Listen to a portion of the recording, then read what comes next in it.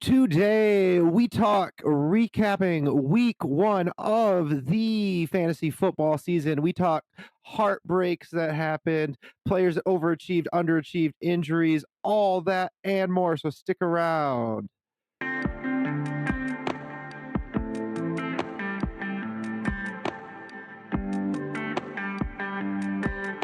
And welcome into the Dino Construction Podcast. I'm your host, Justin, joined as always by David and JP. We are excited, ecstatic. We have finally watched football. I didn't have as good of a weekend as I was hoping, but I'm above 500. So, hey, can't be too mad about that. How are you guys doing? My $1 million parlay is already busted, so I'm disappointed. No, I'm just kidding. I knew it wouldn't hit.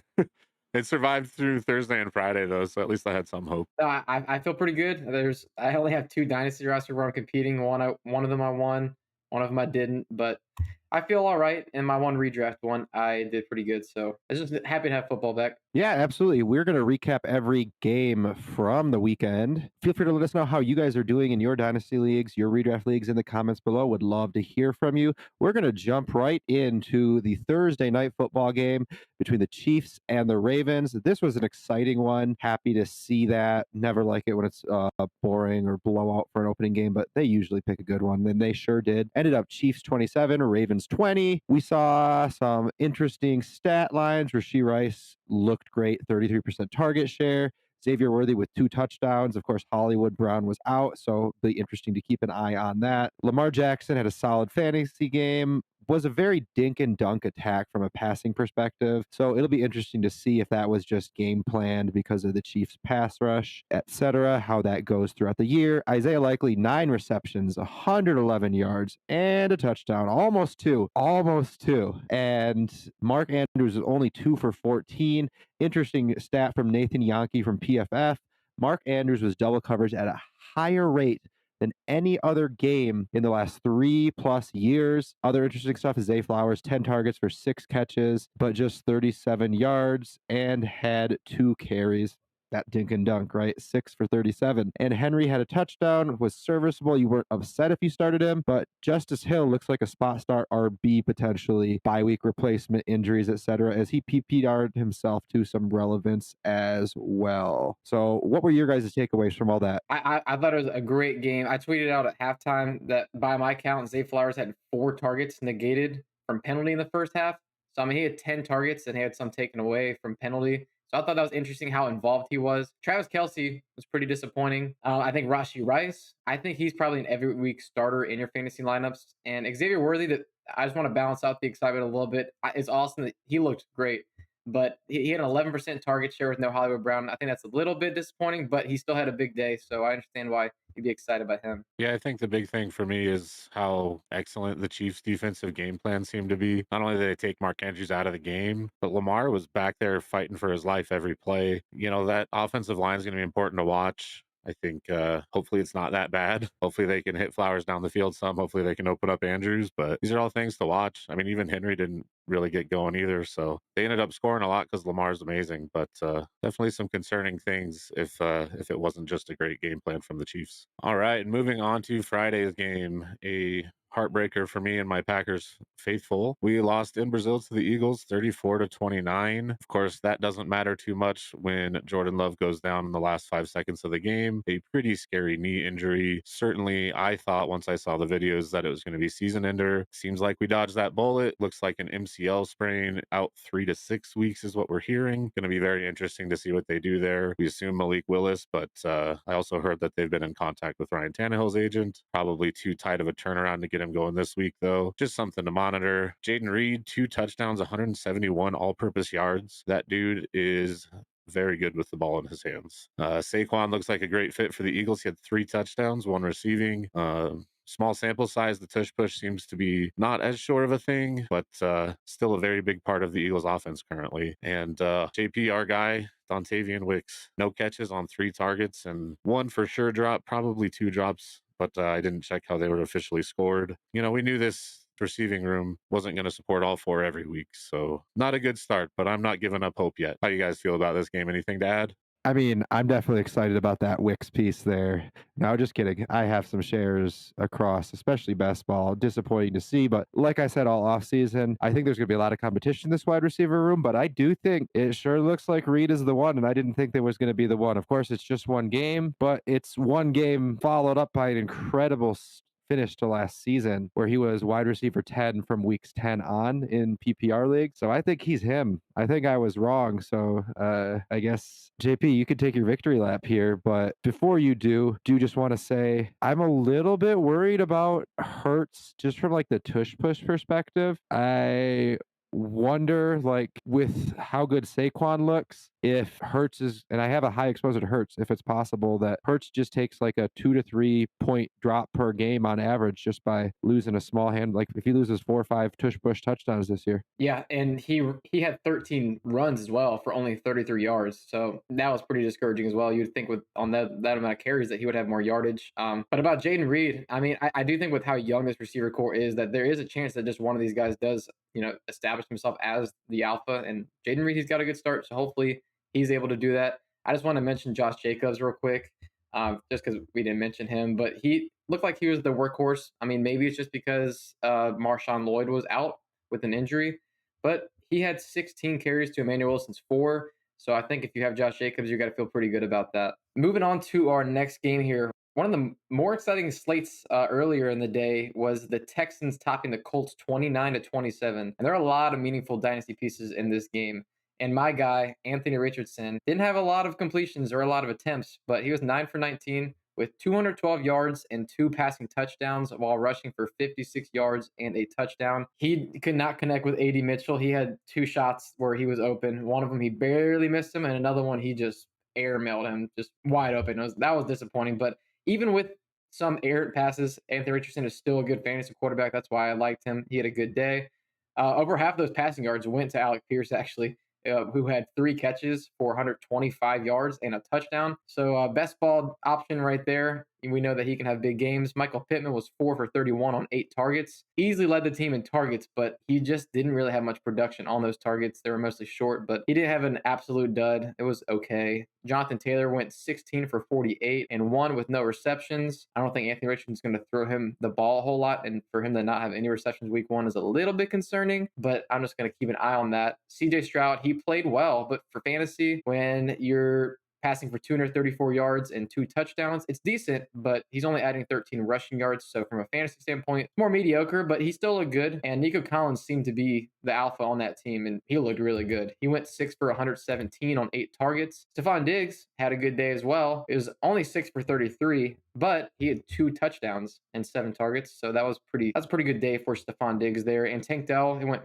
3 for 40 on 6 targets. It's a little bit disappointing, but it's just one week, and I think these guys are gonna rotate who's gonna have a bigger week. I think Collins will have it more often than those guys, especially because Collins is so good down the field and explosive down in that area. But Joe Mixon ran the ball 30 times for 159 yards and a touchdown. So I think he is a plug and play, set it forget it running back. He's in a great offense, and I just think that he's on pace for an RB1 type of season. Yeah, I think this was a very exciting game. For as far as the Colts are concerned, interesting usage from the wide receivers, but I do think if AD Mitchell gets hit on at least one, if not both of those walk-in touchdowns, things look a little different. Would have liked to see more production from Pittman, but he still seems to be the guy there, so that should come. For the Texans, obviously Mixon's 30 carries the big thing. I do also want to point out that Dell was just missed on a touchdown from Stroud, just a slight underthrow, left enough room for the defender to make the play. So high-powered offense.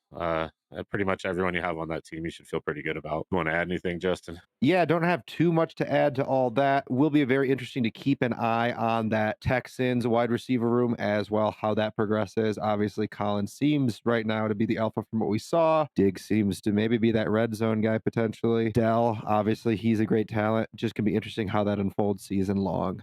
Next game we're going to talk about from the morning slate. Big, exciting comeback win. Bills and Cardinals. Big takeaways. This just in. Josh Allen, good at football, really good at fantasy. If you were worried about him, 2 rushing, 2 passing touchdowns, don't be worried about him. Should be definitely, if not the QB1, top three again this year. No doubt if he's healthy. Passing attack, no one seems to be established as the alpha. It seems like as of right now, any of the wide receivers are going to be a touchdown or bust type of guy. Worth keeping an eye on how that progresses throughout the season. James Cook has over 100 all purpose yards. Shockingly, no touchdown. Not a shock at all. Josh Allen scored 2 rushing touchdowns. That's kind of what we expect. He's going to have to PPR himself to some relevance. So moving over to the other team, Cardinals here. Marv only had 1 reception for 4 yards on 3 targets. A lot of people are panicking in the streak. Greg Dortch led the team with 6 receptions for 47 yards. McBride, 5 for 30 on 9 target. And Murray started well. All in all, had a pretty mediocre stat line. James Conner dominated the backfield with 19 opportunities. So what are your big takeaways there, y'all? I do think it's probably going to be touchdown or bust, just like you said. But it's pretty interesting that Keon Coleman, he had a 21.7% target share. So, and no one else on the team exceeded 13%. So maybe he's going to establish himself as the alpha. So I think that's at least interesting. And yeah, that was a great game. Josh Allen, I thought maybe he might come down a little bit from his fantasy QB1 numbers, but doesn't look like that's going to be the case. Yeah, I think the big takeaways for me is Josh Allen is still really good at football. Not surprised, but I think there was a little worry. The other thing I'll say is if the guy who has Marv in your league is a reactive manager, maybe reach out. I'm not worried at all about that debut. I would have liked to see more, but he's still an incredible player, and that's going to change. Not worried, but would have liked to see more. Now, moving on, this maybe, I guess it was an exciting football game, but as far as fantasy is concerned, not too exciting. The Bears versus the Titans. Bears come back to win 24-17. Caleb Williams did not look great, threw for less than 100 yards. Definitely the defense that won the game here. I heard on the broadcast, I don't remember the year, but it's been several years since a team won a game with as few yards as the Bears gained on offense. Rome and Keenan had as good a games as you can have with under 100 yards passing.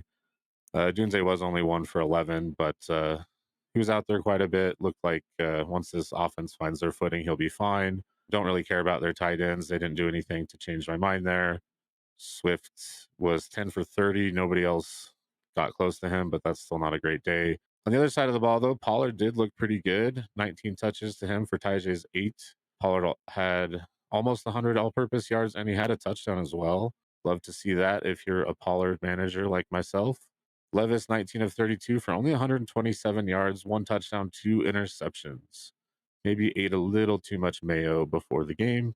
With only 127 yards, Ridley having 50 is pretty solid, but still not good for fantasy. Hopkins did play, but he was injured, so I'm willing to give him a pass on his dud. He's probably playing through this most of the year, so he's going to be a little banged up. You guys have any interesting things to add here? Definitely a little bit disappointing on the Bears side of the football there. We have a lot of hope for a lot of those weapons. Keenan, Rome, obviously more, all great, or we expect that Rome is great. We know the other two definitely are. They're only throwing for 200 or less passing yards. This was just less than 100.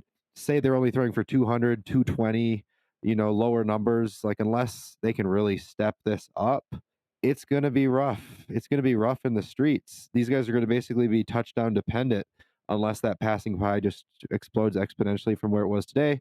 Of course, I think more in like the 200 range is probably pretty fair to expect. It's week 1, but it's a little scary. Yeah, it's definitely scary. I mean, he's a rookie, so I'm not too concerned, but definitely a little bit concerned. I think he's going to get better throughout the season, but that's no guarantee. So hopefully that does happen. Calvin Ridley, he only had 3 catches, but he had 7 targets. I think he's probably the alpha, at least to begin the season, especially with DeAndre Hopkins dealing with that injury.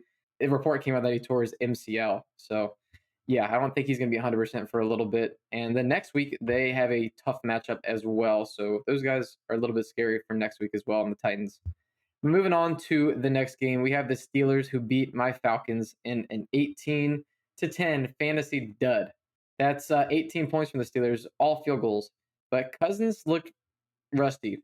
He threw 2 interceptions and only had 155 passing yards. TJ Watt just destroyed our offensive line. But Pitts, he had a touchdown. It saved his day, but it was only 3 for 26 otherwise. So considering Cousins had a bad day, I'm not panicking too much. Thankfully, we got the touchdown for fantasy sake. Otherwise, we would have been disappointed. Ray McLeod, he led the team with 4 for 52. That's surprising and not something we really want to see, especially because London was only 2 for 15. I'm worried a little bit about the offensive upside with London, but the targets are going to come up. I'm not too worried about London, but Bijan, he was the only player you're happy with on the Falcons, really, with over 100 all-purpose yards and 5 receptions. And Bijan Robinson had 23 of the Falcons' 26 backfield opportunities. Love that. We don't have Algier as involved as last year. Field started, and he did nothing special, nothing terrible either. He passed for 156 yards and ran for 57, had no touchdowns, no turnovers. Najee Harris had 20 of the 26 running back carries for 70 yards. Pretty good. Pickens was 6 for 85. He had a lot of big plays in this game, was helping move the chains, and definitely looked like the go-to guy there. Yeah, that Falcons offense was definitely a little disappointing, but it was Cousins' first game back from the Achilles, like you said. And well, if you watched any of it, you saw TJ Watt basically living in the backfield. Seemed like every time Cousins caught the snap, TJ Watt was already there. They need to work on their game plan for facing elite pass rushers, apparently. But I'm not too worried about London. A little concerned, obviously, but I wouldn't panic at all. Love to see Bijan getting most of the touches after all the talk about his potential split there in the offseason. As far as the Steelers are concerned, I didn't love that Warren only had 4 opportunities to Najee's, I think 21, counting a reception Najee had. But I think that's mostly due to the hamstring injury, or at least that's what I'm telling myself. And Pickens was definitely the bright spot for the Steelers on offense. He looks like that breakout season could definitely be coming if they can score enough points. Yeah, I mean, Pickens was a breakout guy for me all off season. I picked him as a breakout candidate earlier on. I have about 60% exposure in best ball. Bought a couple shares myself in Dynasty, drafted him in redraft. I'm excited to see that. I think for me, I'm pretty willing to write this one off as Kirk Cousins probably should have gotten more starting time in the preseason coming back. Probably just needs some more times with the guys and just needs to shake off the rust. If we see this a second and a third game, then I'll start to panic a little bit more. So from that perspective, not so worried. It'll be very interesting to follow the reports from a dynasty perspective on is Russell Wilson going to start week 2? What's going to happen with all of that? Of course, we can only speculate right now, but the fact of the matter is they won this game with Fields in there. It's definitely something to keep an eye on, keep it interesting. I think they're going to go back to Wilson. We can only guess just because we didn't really see anything special from Fields, but that's probably the storyline I am most interested in following. Real quick, David, then JP, what's your prediction on the QB situation when Russ is healthy? I mean, assuming it's next week, I think Russ takes the job back. But if it's any more time and Fields keeps winning, they might just stick with that. He just wasn't impressive enough to take the job this week, in my opinion. Yeah, I think the fact that all their points came from field goals probably makes me think that they'll go back to Russ. Yeah, I think so too at this point. But David, good point that if Russ is out multiple weeks and Fields wins multiple weeks, something to keep an eye on for sure. Next game, a game I told Aaron in our podcast league chat would not be close. The Patriots took down the Bengals 60-10, and it really wasn't that close. Not the way that I thought it would be close, though. Only Patriots player who did anything really worth mentioning was Ramondre, who ran 25 times for 120 yards and a tutty. Only 3 for 6 in the air, but hey, that's 3.6 points in a PPR league. So you'll take that added on every day. For the rookies, Javon Baker did not play, and Polk only had 1 reception. So right now, it really looks like you can start Jacoby if you absolutely have to in a super flex, but you really don't want to. And otherwise, Ramondre is the only player you want to start here. Burrow went 21 for 19 with 164 yards, no touchdowns or interceptions. Chase was the only receiving option who did not kill you, 6 for 62. Moss had a decent game, 9 for 44 and 1 touchdown and 2 for 17 in the air. He out touched Brown 11-6. And furthermore, T. Higgins was out. Top takeaways, guys? I think the fact that Brissett only threw for 121 yards is a little bit more due to the game script because they were up ahead early. I think they're just trying to keep that lead and run the ball. But still, I don't think he's going to be great. And it is pretty concerning for Jalen Polk if you're hoping on, using him early in the season. That's probably going to be something where you're hoping for him to have a step up later in the season. But yeah, I don't really have anybody I want to start on this team outside of Ramondre. Yeah, I think this one was just kind of one of those weird NFL games where, any given Sunday, something could happen. I'm not going to read too much into it. The Bengals had a lot of off the field distractions. Chase with his contract holding out, and then he got sick. Higgins got sick and ended up getting ruled out. It's just a weird game. They had to probably change their game plan throughout the whole week. I think the Patriots probably a little fired up for being talked about as maybe the worst team in the NFL for, the last few months. Look, these are all pros. They're good players, whether they're on a bad team or not. So I wouldn't have expected it. And if I was doing an eliminator pool this year, I might be out this week because I probably would have picked the Bengals. Yeah, I'm not going to panic for any of my Bengals, and I'm probably not going to start Ramondre the one spot I have him either next week. But definitely surprising. I think that's probably the biggest thing you can say. And time for the next game. We had the Dolphins beat the Jaguars 20-17. It was a pretty exciting game from what I got to see. There was a brief period before the game. We weren't sure if Tyreek Hill was going to play. He was detained about a block away from the stadium for a traffic violation. Don't think we have full details yet, so I'm not going to speculate. But he ended up playing, went 7 for 130 and a touchdown, had an 80-yard touchdown. Pretty classic. Get behind the defense and then just outrun everybody. Tua 338, only the one touchdown. So mediocre day. Pretty normal for Tua. Bunch of yards, only one touchdown.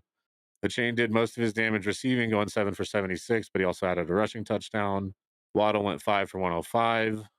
Mostert didn't do much. I think he had 6 total carries, and even more weird, potentially Jeff Wilson taking most of the carries down the stretch. Not sure if something happened there or if that's just how it's going to be this year. So Mostert's a little concerning. Bigsby and ETN both had 12 carries. Bigsby had a couple of big ones. He had 73 yards. ETN only had 44 and a touchdown. He also fumbled at the goal line, and he added 2 for 15 in the air. Brian Thomas Jr., though, had a pretty good debut, 4 for 47 with a touchdown.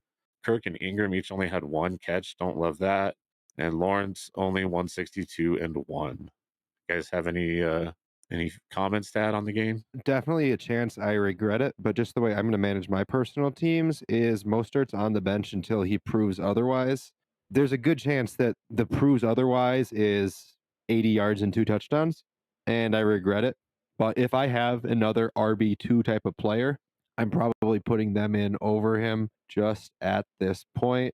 But if I have like an RB3 flex type of guy, even as a mere white type of guy, I might still probably be starting Mostert, but just over a lot of guys that I had hoped he might be able to start him over. It's kind of very disappointing, and I think I'm going to make him prove it. And then one thing that was interesting for me, that 105 yards we did see from Waddle on the 5 targets and 5 receptions, incredible efficiency. 5 targets, 5 receptions, 105 yards. He did leave for an injury, shocker, for a little bit. I swear, every given Sunday, I get a notification Jalen Waddle headed to the medical tent.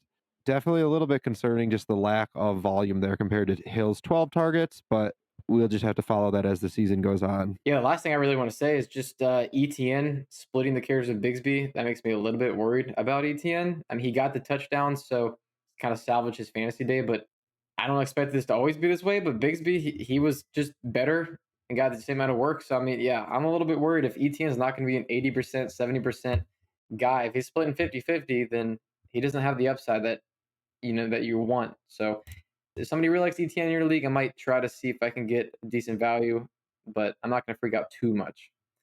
Moving on to the next game, the Vikings smoked the Giants 28-6 in a game that has some interesting fantasy pieces here with Justin Jefferson, who he did fine, but without a fourth down touchdown that bolstered his line, it wouldn't have been as great. But he was 4 for 59. It was a fine day. Aaron Jones was 14 for 94 and a touchdown. He was 2 for 15 through the air. Sam Darnold 19 for 24, pretty good. 208 passing yards, 2 touchdowns, and an interception.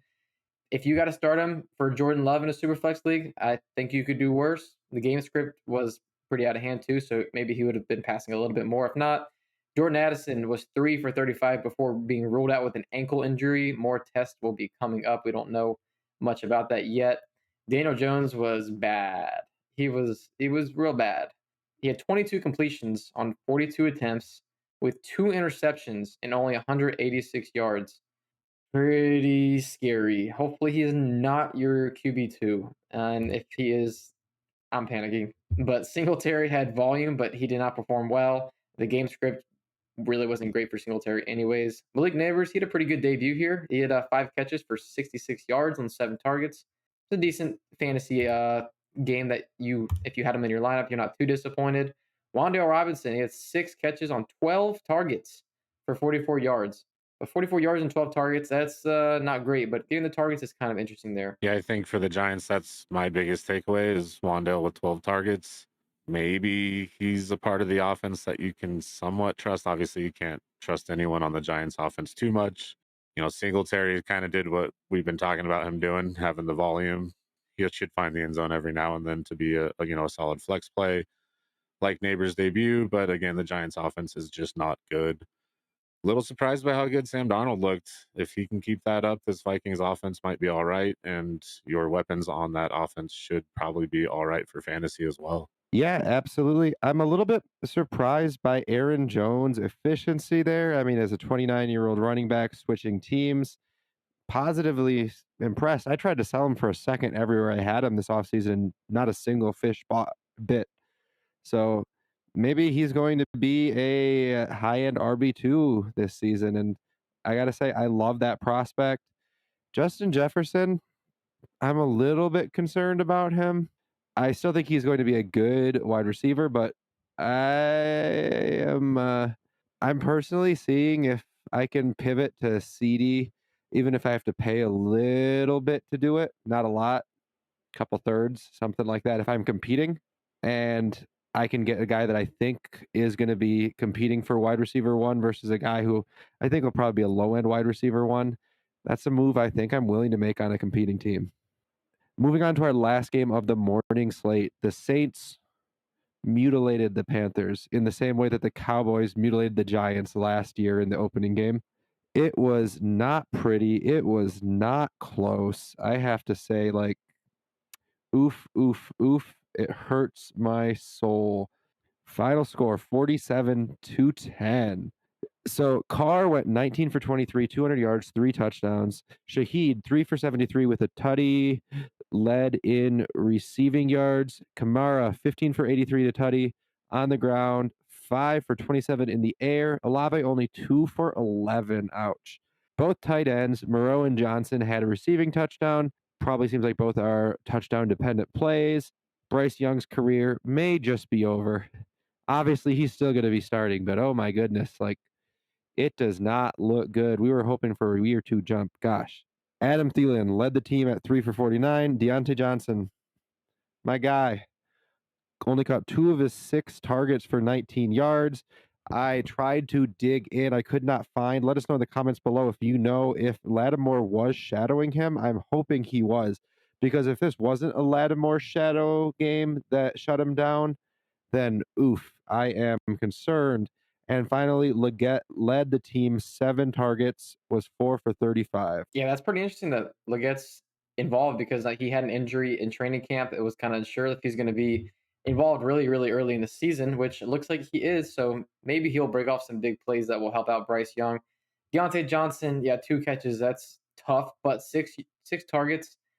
I'm not, I'm not full panic, but yeah, I definitely am not as excited about him as I was early on. And another receiver, Chris Olave. I mean, geez, it's going to be tough to think that you can rely on him. But I will say, game script, they were up early on the Panthers, so they weren't throwing the ball a whole lot, and especially they weren't going to be pushing the ball downfield at that point.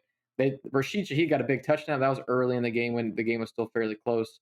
It might have even been tied at that point still, but yeah, I'm not full panic on Chris Olave, but I'm a little bit worried. So he's still be in my lineups though, where I have him at least for next week. Yeah, I'm gonna need to see several bad games to take Olave out. Personally, surprised with how many points the Saints put up in general. The offense definitely can struggle, but it looked pretty smooth. Maybe Clint Kubiak has something going there. Maybe it was just playing the Panthers. Hard to tell after 1 week. And as far as the Panthers are concerned, it looked rough from the few plays we got to see on the Red Zone channel.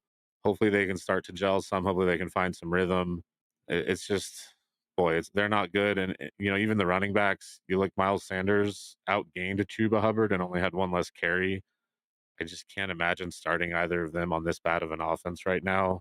If either of them get the lion's share of the carries, then maybe. But yeah, just hard to start any Panther right now, except I guess Deontay, because I expect him to have better days going forward. But not a lot of confidence right now. I will say that. For those who are watching on YouTube, do want to apologize if you see JP and I glancing off to the side. We just have 2.5 minutes left in the Lions Rams game. Kind of trying to pay attention on my phone too, so we are a little distracted, but we're here for you guys, so we're powering through. First game we're going to talk about in the afternoon slate, the Raiders versus the Chargers, was a pretty low scoring game. Was pretty good defense out there from what I saw, at least I thought. Not great offense, obviously, either, but I did think the defenses had a lot to do with that. Herbert had a bit of a dud, went 17 for 26, 144 with one touchdown. That touchdown was to Lad McConkey, who had 7 targets, led the team, I believe. Had, I think, over 20% target share as well. 5 catches, 39, one touchdown. Some interesting developments for their running backs. Gus Bus did have the most carries, but it was only 11 for 26. J.K. Dobbins, on the other hand, 10 carries, 135, and a touchdown. He looked pretty good out there. I think very small sample size, but maybe he's healthy. I'm very much rooting for him, even though I think I only have one share. Just his story is kind of tragic up to this point in his career. If he could get healthy and show what he's got, that'd be pretty cool. Quentin Johnson, 3 catches, 38, had a couple of plays that looked nice, but nothing special. On the other side of the ball, Minshew went 25, 33, 257, a touchdown and a pick. Zamir White, 13 carries, 44 yards. Alexander Madison, though, got some work, 5 carries, but also 4 catches for 43 and a touchdown. Jacoby Myers, 3 for 61. Devontae, 5 for 59. Brock Bowers did have the most targets with 8. He went 6 for 58. So nothing too exciting, but kind of what we expected from the Raiders there, I would say. Couple big takeaways for me. Bowers leading the team in targets, leading the team in receptions there as well. Devontae Adams is on this team. I mean, that's crazy to see in game one for me. Obviously, it's a 1 game sample size, but very impressive for a debut. And then, I mean, obviously, Dobbins. I just want to open it up a little dynasty discussion here. I am curious if we're interested in buying him at all. I mean, I want to send out some reacher offers. I almost want to see if he has a bad week too, and then I could try to buy in. But if he has a good week too, then the buying window is almost over. So I don't know. I'm curious. Are we paying 2/3 for him at this point? Are we doing a 2-3 swap to get him? Let's go David first, then JP. I was thinking about a third. I might add a smidge to it, but it's still only one game. It's only 10 carries. I'm not doing a 2-3 swap. If I have the thirds and I need a running back, maybe, but I still want to see more personally. A lot of it was buoyed to a real long touchdown run, and without that, it wouldn't look nearly as impressive. But he does look healthy, so I mean, it definitely helped his case there. And I mean, I might be willing to pay 2/3. Maybe if I don't have an RB2 that I feel comfortable with, I might. But yeah, I would try to get it done for a little bit less. But after today's game, you probably can't. But I want to talk about Zamir White. You guys know I was pretty down on Zamir White, and yeah, if he's not involved in the receiving game, which I didn't expect, and Alexander Madison, he was the primary pass catching back. I think Zamir White, he's just going to be a touchdown dependent player. If he can score a touchdown, you're happy. If not, I think you're disappointed, and that kind of scares me a little bit on a Raiders offense that I don't think is going to be that great. So that's a little bit concerning that Alexander Madison was that involved. There's not a whole lot more that I took away other than Lad McConkey being the leader in targets, which I expected. And I was a little bit worried with the injury in training camp that maybe he would have a slow start. But no, he looks good. And honestly, if you need to flex him, I would probably be open to doing that for sure.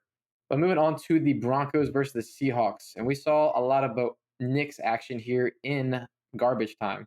So Bo Nix, he had 42 pass attempts, completed 26 of them, but he averaged only 5.3 yards per completion. He had one rushing touchdown, but didn't have any passing touchdowns and had 2 picks. So it was just like the rookies have been. It was just not the best showing. It could have been worse, but both running backs were very disappointing. But Jaleer McLaughlin, I mean, I'll tell you what, he PPR'd his way to some points with 5 catches for 1 yard. Yeah, 1 yard on 5 catches. That's pretty disappointing for Jaleel, but at least he's getting those targets. I don't expect him to average zero point 0.2 yards per reception. That's going to come up. Josh Reynolds, he led the team in yards with 5 for 45. That just goes to show they don't really have anybody established. Sutton did have 12 targets still, but he only got 4 of those for 38 yards. And sixth-round rookie Devon Vele, he had 8 catches, but only 39 yards. Low A dot is what we're seeing, but 8 catches for a sixth-round rookie. It's at least a little bit interesting. And moving to the Seahawks, Gino, he had only 141 passing yards with 1 touchdown, and he had a pick, but he had 30 rushing yards, adding a rushing score, so he kind of salvaged his fantasy day there. Kenneth Walker had 20 carries for 103 yards and a touchdown. He looks like that guy that's going to be getting the touchdowns and most of the work. So I feel pretty good starting him every single week. And Zach Charbonnet, he had 8 carries, so he's somewhat involved, but it was only for 12 yards. But he did have a receiving touchdown. He had 2 catches for 29 yards. Probably not going to start him unless Kenneth Walker is down, though. It's kind of nice to have him in best ball. Tyler Lockett, he led the team in targets and yards, actually. 6 catches for 77 yards. I was pretty shocked. DK Metcalf only had 3 catches for 29 yards. And I think he got the Pat Sertan treatment there, who's probably the best cornerback in the league. So not super concerned. JSN, he kind of had a dud, though. 2 for 19. Man, we were hoping for a JSN breakout, and week one, we haven't seen it yet. Yeah, I was definitely hoping for more from JSN, but and I think they were like quadruple covering. No, I'm just kidding. It was less than we had hoped for sure. Certainly myself. But look, the I thought the Broncos defense looked pretty good. They had a couple safeties, which are a little more situational, but it was hard to move on them. They had a decent pass rush. They kept Kenneth Walker bottled up early on, but he ended up breaking a few out and having a pretty solid game. You know, this is a new offensive scheme. I think I wanted to see more from JSN personally, but I'm not panicking with any of them again. Just 1 week. And for the Broncos, they had a rookie quarterback and he looked like a rookie.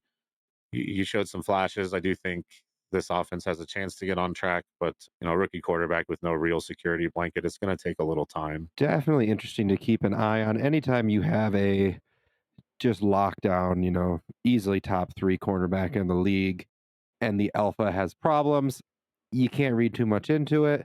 I think if anything, it just tells you that you can probably start all three of these wide receivers any given week. You just might not be happy any given week.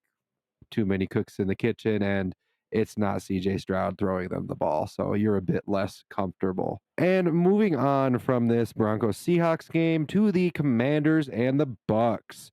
We got to see Jaden Daniels' debut. More importantly, we got to see Luke McCaffrey's debut. Just kidding about that second part. Although I was excited to see it. Not much happened there. Jaden Daniels, 184 yards, no passing touchdowns, no picks. 16 carries for 88 and 2. Brian Robinson, second leading receiver, 3 for 49 through the air, behind Austin Eckler, 4 for 52 in the air. Brian Robinson also added 12 for 40 and a touchdown on the ground. McLaurin had a dud, 2 for 17, and was sitting at 0 fantasy points for most of the game, depressing me in the one league that I have him. Now, on the other side of the ball, Baker had a big game, 80% completion rate, 289 pass yards, 4 tutties, no picks. It's against the Commanders. Let's not read too much into it, but good to see. You should beat bad teams. Bucky Irving led the team in rushing, 9 for 62, tacked on 2 catches. Rashad White, 15 for 31, 6 catches for 75. Chris Godwin led the team, 8 for 83 and a touchdown. Mike Evans had an Evans game with 2 touchdowns, 5 catches, 61 yards. McMillan caught a pass for 32, but it went for a touchdown. Not a bad debut. What are your thoughts, JP? I mean, Jaden Daniels, he doesn't need the passing touchdowns of the receivers. I mean, his leading two receivers or running backs. That's crazy to me. But I mean, it doesn't matter when you run that much because we knew that he had a really high scramble rate coming out of college, and we're seeing it in the NFL.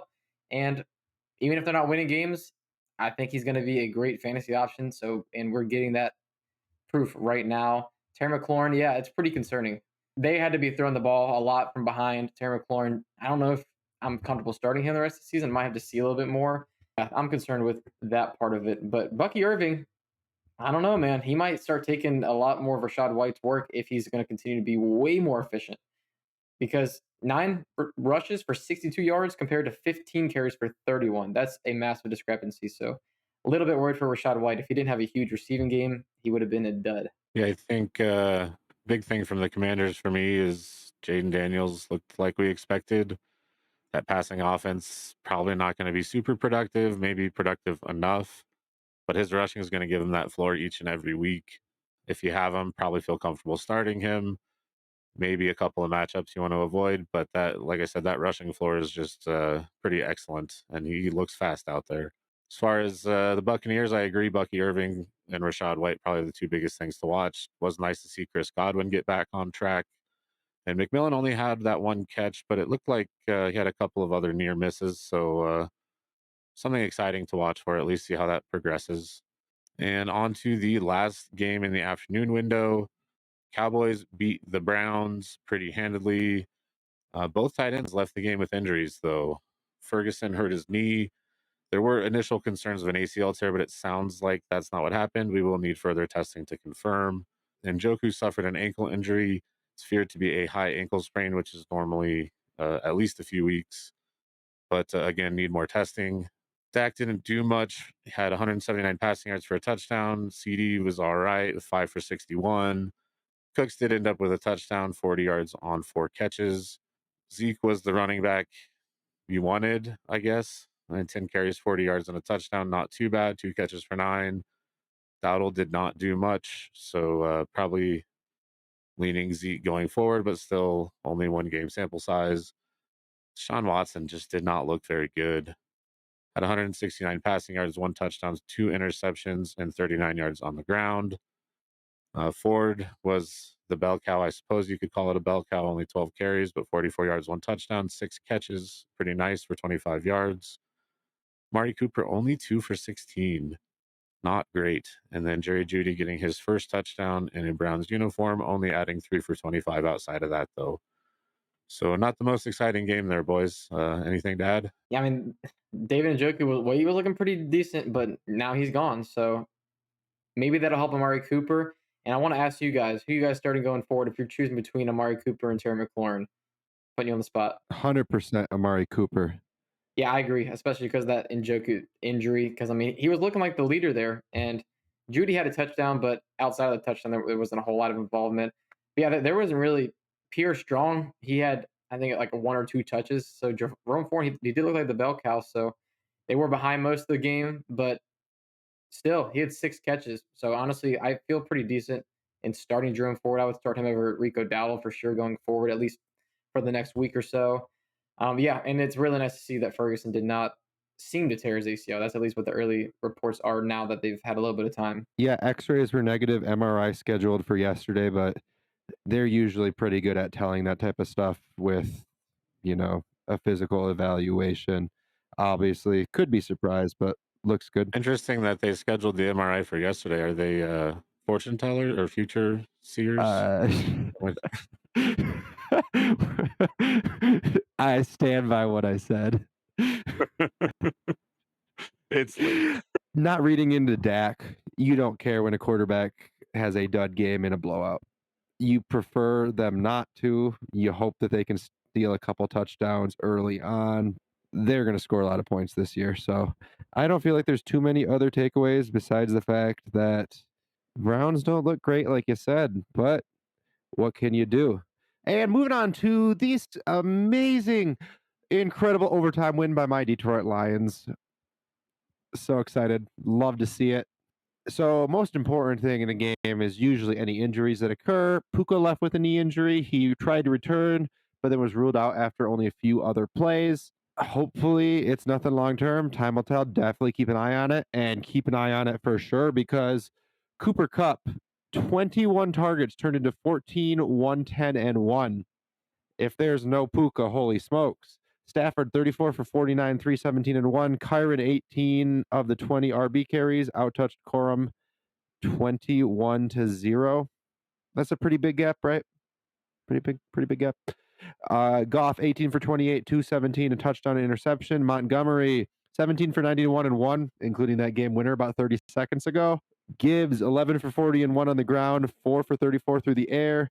JMO 9 targets, 5 for 121 and 1 carry for 13 yards, picking up where he left off in the playoffs, it looks like potentially. Laporta only 4 for 45. Amon-Ra St. Brown 3 catches for 13 yards. So I think that's probably about $700,000 a yard. something like that. Probably more than that even, I guess depending on how you look at it. I think, the Rams, the biggest thing's obviously Puka's injury and how that's gonna play out. Kupp was I don't have the numbers, but Kupp was definitely out targeting Puka while they were on the field together. Started to run away with the target share once Puka left, though. Kyron getting the work that I expected and a lot of us did, and then Corum not getting anywhere near the work we expected, something to monitor for sure. The Lions, is Jameson Williams actually a big part of this offense, or was this just one of his, few big games on the year? Something to watch for sure. We definitely could have been wrong on that one, fellas. I know it's early, but I think there might be two league winning players here potentially with Kyron Williams. If he's going to be a 90% touch player, I mean he was 100% compared to Corum today.